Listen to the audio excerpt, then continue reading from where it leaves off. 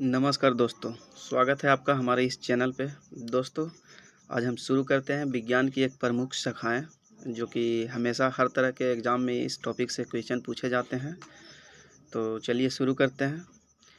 देखिए, फर्स्ट है BT culture. BT culture के अंतर्गत हम लोग अंगूर की खेती का अध्ययन करते हैं। और नेक्स्ट है एस्ट्रोलॉजी। एस्ट्रोलॉजी के अंतर्गत हम लोग देखते हैं कि ग्रह नक्षत्र का जो मानव जीवन पे क्या असर पड़ता है, तो वो इसके अंतर्गत देखते हैं। देखिए, फर्स्ट था बीटी कल्चर, जिसके अंतर्गत हम लोग अंगूर की खेती का अध्ययन करते हैं, बीटी कल्चर। एंड नेक्स्ट है एस्ट्रोलॉजी। एस्ट्रोलॉजी के अंतर्गत हम देखते हैं कि मानव पर जो मानव जनजीवन है, उस पर ग्रह नक्षत्र का क्या प्रभाव पड़ता है, ग्रह नक्षत्र का क्या प्रभाव पड़ता है मानव जनजीवन पर, तो उसका अध्ययन करते हैं एस्ट्रोलॉजी के अंतर्गत। नेक्स्ट है एस्ट्रोनॉमी। एस्ट्रोनॉमी के अंतर्गत हम लोग देखते हैं खगोलीय पिंडों का अध्ययन करते हैं। खगोलीय पिंडों जैसे कि हम देखते हैं कि अंतरिक्ष में हम लोग जैसे एस्ट्रोनॉट भेजते हैं, तो उसी के नाम पे एस्ट्रोनॉमी बना, तो उसका जो अध्ययन होगा वो एस्ट्रोनॉमी कहलाएगा। एस्ट्रोनॉमी, जिसमें खगोल पिंडों का अध्ययन करते हैं। अगला है, नेक्स्ट है कॉस्मोलॉजी। कॉस्मोलॉजी के अंतर्गत हम लोग पूरे यूनिवर्स यानी कि ब्रह्मांड का अध्ययन करते हैं, तो कॉस्मोलॉजी कहलाता है। नेक्स्ट है एंटोमोलॉजी। एंटोमोलॉजी के अंतर्गत हम लोग कीट पतंगों का अध्ययन करते हैं, एंटोमोलॉजी के अंतर्गत।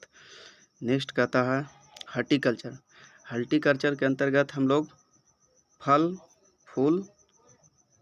फूल एवं सब्जियों का अध्ययन जो भी होता है वो हॉर्टिकल्चर कहलाता है।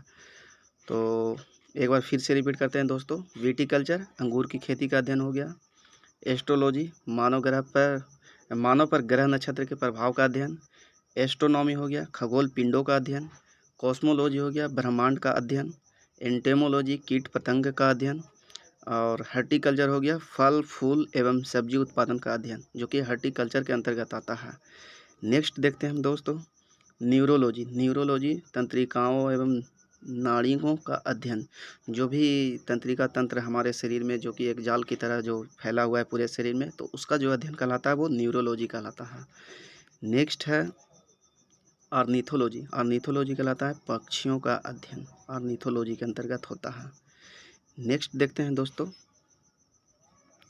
ऑस्टियोलॉजी। ऑस्टियोलॉजी के अंतर्गत हम लोग हड्डियों का अध्ययन करते हैं। ऑस्टियोलॉजी के अंतर्गत हम लोग हड्डियों का अध्ययन करते हैं, जो कि ऑस्टियोलॉजी कहलाता है, हड्डियों का अध्ययन। नेक्स्ट है फ्लोरिकल्चर। फ्लोरिकल्चर यानी कि फूलों की कृषि, फ्लोरिकल्चर कहलाता है। फूलों की कृषि फ्लोरिकल्चर कहलाता है। नेक्स्ट है पोमोलॉजी। पोमोलॉजी यानी कि फलों का अध्ययन कहलाता है, पोमोलॉजी। नेक्स्ट है सेरीकल्चर। सेरीकल्चर यानी कि रेशम उत्पादन का अध्ययन करते हैं।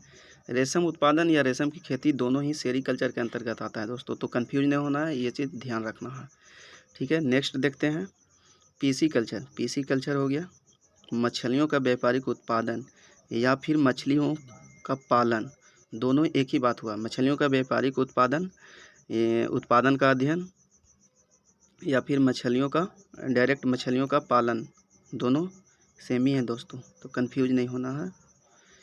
नेक्स्ट का आता है मैरीकल्चर। मैरीकल्चर समुद्री जीवों का उत्पादन। मैरीकल्चर के अंतर्गत समुद्री जीवों का उत्पादन, जो भी समुद्र में जो छोटे छोटे ऑर्गेनिज्म है, जो माइक्रो है या फिर मैक्रो है, यानी कि जो छोटे छोटे जीव है, सारा का कल्चर, जो उसका रहन सहन, उसके बारे में जो भी अध्ययन होगा वो मैरीकल्चर के अंतर्गत आएगा। मैरीकल्चर यानी कि समुद्री जीवों के उत्पादन, उसके बारे में जो अध्ययन किया जाता है वो मैरीकल्चर के अंतर्गत आता है।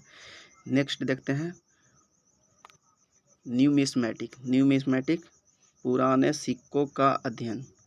पुराने सिक्कों लिखे या सिर्फ सिक्कों का अध्ययन लिखे तो हम कंफ्यूज नहीं होना है। न्यूमिस्मेटिक यानी कि सिक्कों का अध्ययन या पुराने सिक्कों का अध्ययन। सिस्मोलॉजी। नेक्स्ट है सिस्मोलॉजी। सिस्मोलॉजी भूकंप का अध्ययन कहलाता है, सिस्मोलॉजी भूकंप का अध्ययन। नेक्स्ट है अर्बोरिकल्चर। अर्बोरिकल्चर के अंतर्गत वृक्ष उत्पादन संबंधी विज्ञान होता है, उसके बारे में अध्ययन करते हैं, तो वो कहलाता है अर्बोरिकल्चर। नेक्स्ट देखते हैं दोस्तों एपीकल्चर। एपीकल्चर कहलाता है मधुमक्खी पालन। एपीकल्चर के अंतर्गत मधुमक्खियों का पालन कहलाता है एपीकल्चर, ठीक है। नेक्स्ट देखते हैं सब्जियों की ओलेरीकल्चर। ओलेरीकल्चर के अंतर्गत आता है सब्जियों की व्यापारिक कृषि। ओलेरी कल्चर के अंतर्गत आता है सब्जियों की व्यापारिक कृषि आता है, ओलेरी कल्चर के अंतर्गत आता है, तो याद रखना है। सिल्वीकल्चर नेक्स्ट है सिल्वीकल्चर। सिल्वीकल्चर के अंतर्गत आता है वन्य कृषि का अध्ययन। वन्य कृषि का अध्ययन कहलाता है सिल्वीकल्चर।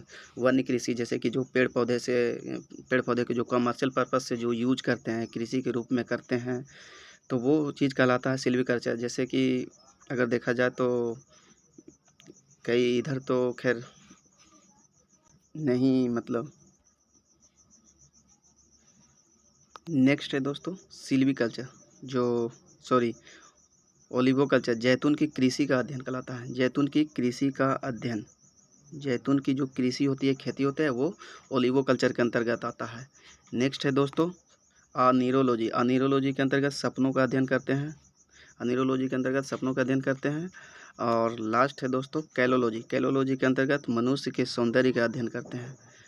तो दोस्तों आज के लिए विशेष यही है। दोस्तों हमारे चैनल पे आप बने रहें, क्योंकि इस चैनल पे रेलवे, एनटीपीसी और ग्रुप डी जो भी एग्ज़ाम अभी हुए हैं पास्ट में, उनके सारे साइंस का जितने भी क्वेश्चन जो पूछा गया है वो टॉपिक वाइज इस चैनल पे आने वाले हैं। तो प्लीज़ इस चैनल के साथ बने रहें। निश्चय ही आपको सारी टॉपिक वाइज भी और वन लाइनर के फॉर्म में जितने जो भी प्रीवियस ईयर के जो क्वेश्चन पूछे गए हैं, वो सारा का सीरीज इस पे लाया जाएगा। तो दोस्तों धन्यवाद। वीडियो को अगर पसंद पड़े तो लाइक करें, शेयर करें एंड सब्सक्राइब करें। Thank you.